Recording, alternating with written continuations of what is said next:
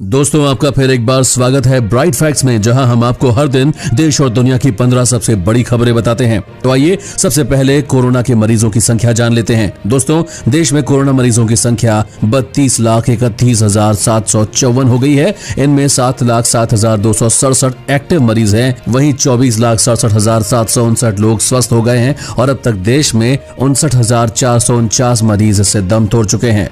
इसी के साथ बढ़ते हैं आज की खबरों की तरफ। जानिए, भारत में इस दिन से फिर आ रहा है टिकटॉक, फिर शुरू हो जाएगा मुजरा। ये बड़ी खबर जरूर जान ले दोस्तों। साथ ही जानिए, स्कूलों को लेकर आई है बड़ी खुशखबरी, इस दिन से खुल जाएंगे स्कूल। और सरकार का अभी आया बड़ा फैसला, पति के पैसों पर सिर्फ पहली पत्नी का हक होगा। वहीं मिलेगी सिर्फ 2 रुपए किलो चीनी, जाने कब से मिलने लगेगी ये सुविधा। और जानिए, राम मंदिर के निर्माण को रोकने के लिए पहुंचा ये युवक, बोला मर जाऊंगा लेकिन बनने नहीं दूंगा।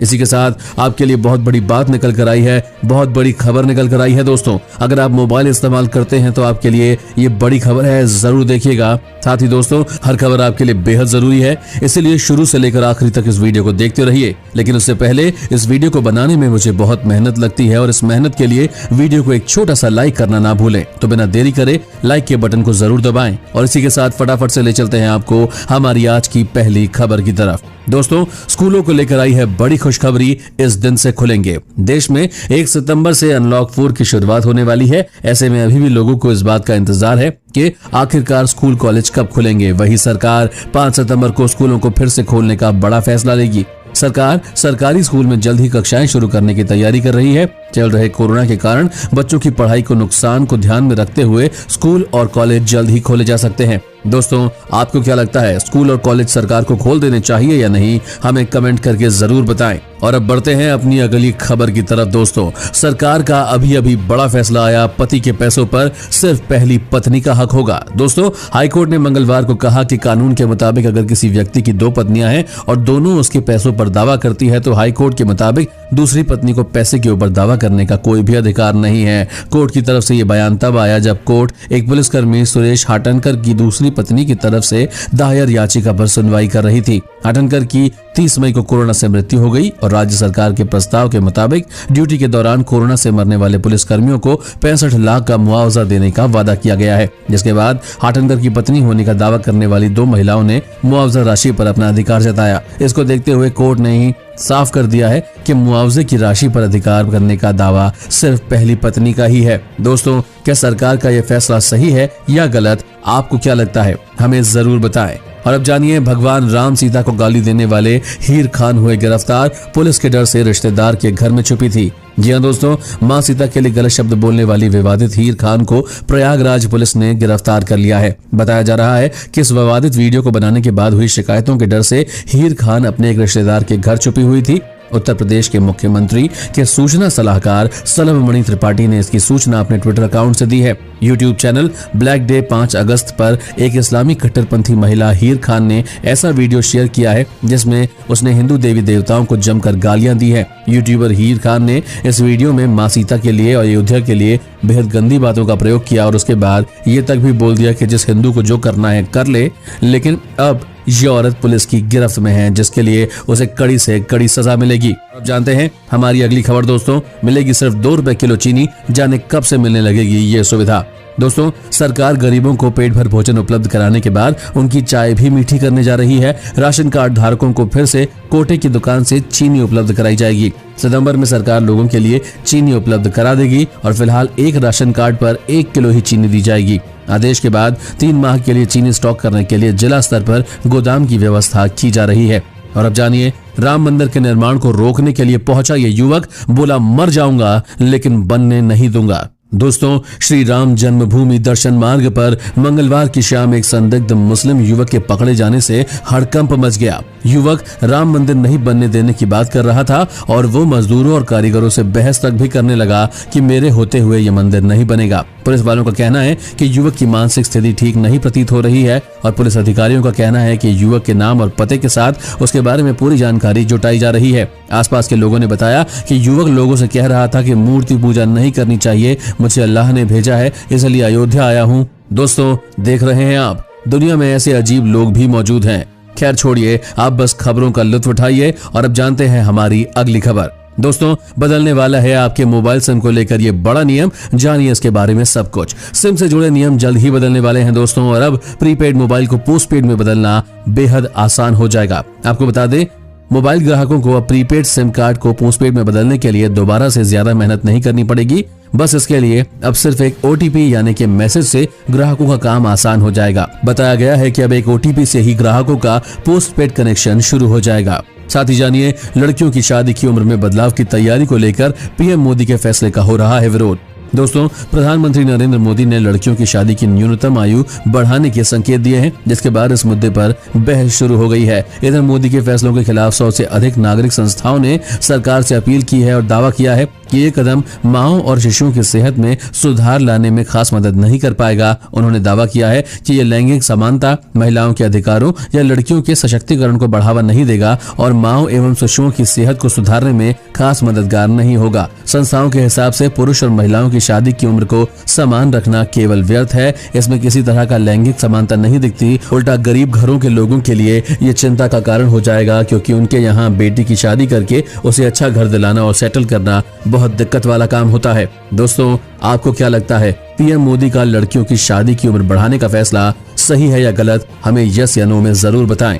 और अब जानिए, मुश्किल में है पूरी दुनिया, लेकिन पाकिस्तान मना रहा है खुशियां। जी हां दोस्तों, दुनिया के तमाम देश कोरोना के प्रकोप से परेशान हैं और उनकी अर्थव्यवस्था की हालत भी दिन पर दिन खराब होती जा रही है। हालांकि पाकिस्तान के प्रधानमंत्री इमरान खान खुश हो रहे हैं। पाकिस्तान में पिछले कुछ हफ्तों से कोरोना संक्रमण के नए मामले काफी कम आ रहे हैं। इमरान खान इसे लेकर कई बार अपनी सरकार की पेट थपथपा चुके हैं और इमरान ने कहा था कि उनका देश उन चंद खुशनसीब देशों में है जहां कोरोना पर काबू पा लिया गया है। इमरान खान ने अब एक ट्वीट में कहा है कि पाकिस्तान की पटरी से उतरी अर्थव्यवस्था सही रास्ते पर आ गई है। हालांकि शायद इमरान खान को ये किसी ने नहीं बताया कि देश में कोरोना केस तभी आते हैं जब कोई टूरिज्म के लिए देश में आए, और जहां तक पाकिस्तान की बात है, वहां टूरिज्म के नाम पर बस आतंक भरा पड़ा है। और इसी के साथ इस वीडियो को देखते रहिए दोस्तों, क्योंकि आगे आने वाला है नीट JEE की गाइडलाइंस हुई जारी, नहीं होंगे पेपर कैंसिल। और अब जानिए दोस्तों, लद्दाख के बाद चीनी सेना अब तिब्बत को भी हथियाना चाहती है। भारत के लिए भी हो सकती है परेशानी।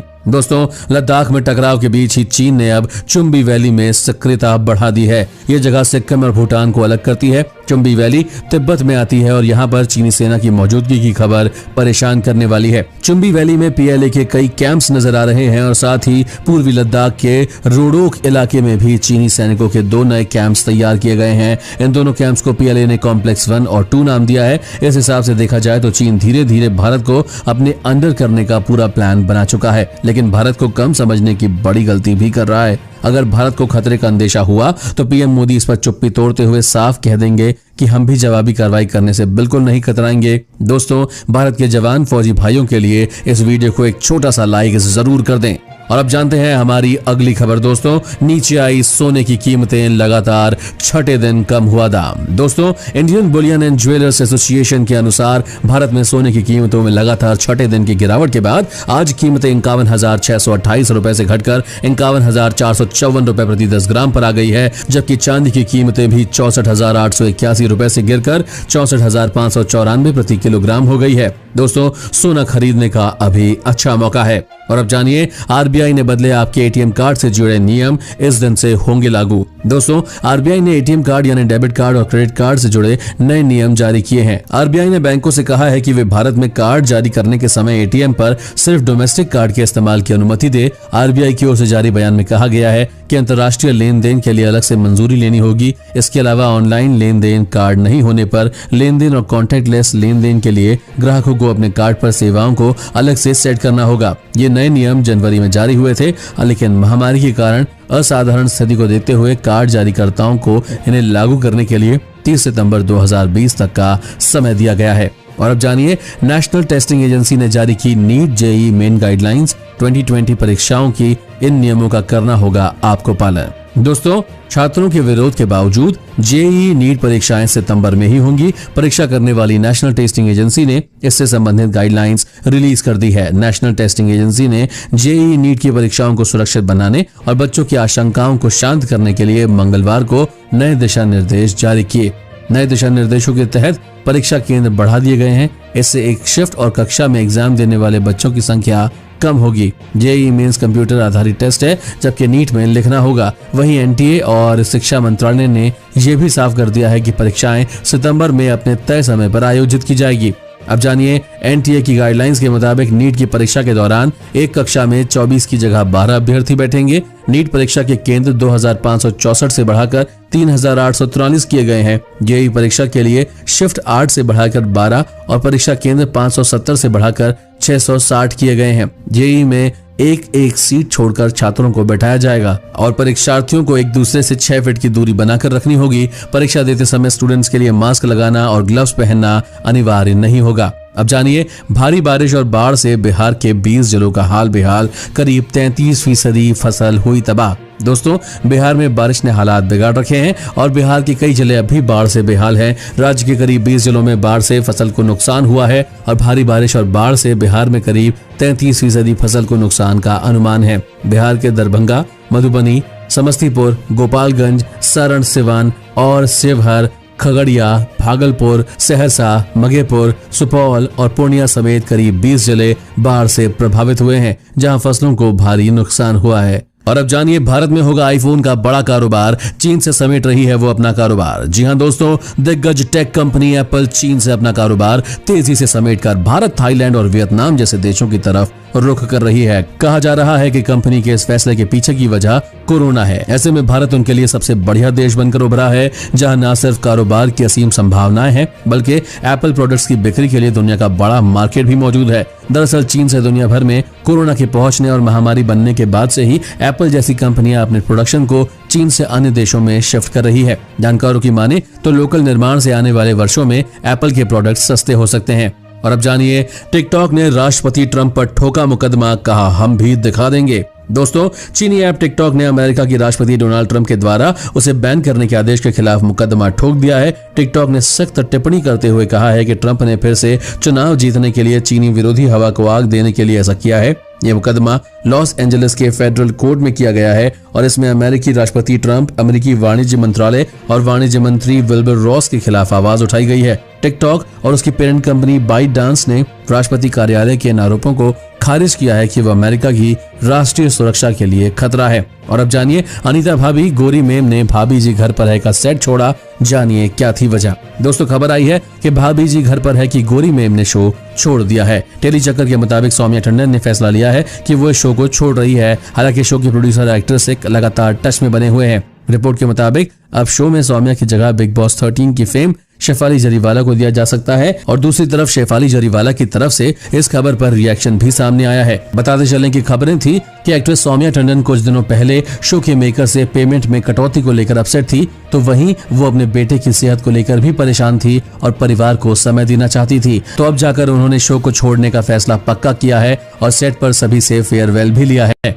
और अब जानिए दोस्तों, सुप्रीम कोर्ट की केंद्र को लगी फटकार, कहा टाली गई ईएमआई पर ब्याज लेना गलत। जी हां दोस्तों, सुप्रीम कोर्ट ने ईएमआई बाद में चुकाने की सहूलियत देकर ब्याज वसूलने की नीति पर सरकार को जमकर फटकार लगाई है। देश की सर्वोच्च अदालत ने कहा कि सरकार रिजर्व बैंक ऑफ इंडिया यानी कि आरबीआई की आड़ लेकर अपनी जिम्मेदारियों से नहीं बच सकती है। कोर्ट ने सरकार से कहा कि आप अपना पूरा ध्यान सिर्फ कारोबार पर नहीं रख सकते, आपको लोगों के दुखों का भी ख्याल रखना होगा। सुप्रीम कोर्ट ने आगे कहा कि सरकार को आपदा प्रबंधन कानून के तहत वो अधिकार प्राप्त है जिसका इस्तेमाल करके वो लोगों को टाली हुई लोन ईएमआई पर ब्याज माफ कर सकती है, लेकिन सरकार ने ऐसा नहीं किया। लॉकडाउन के कारण बुरे हालात में ब्याज वसूलने या नहीं वसूलने का फैसला आरबीआई पर छोड़ना गलत है। दोस्तों, आज की खबरों में बस इतना ही। अगर आपको भी ये खबरें अपने मोबाइल पर हर दिन चाहिए तो इस चैनल को नीचे दिए गए इस लाल बटन को दबाकर सब्सक्राइब कर दें और साथ ही साइड में दिए गए इस घंटी के बटन को दबाकर इस ऑल पर क्लिक कर दें।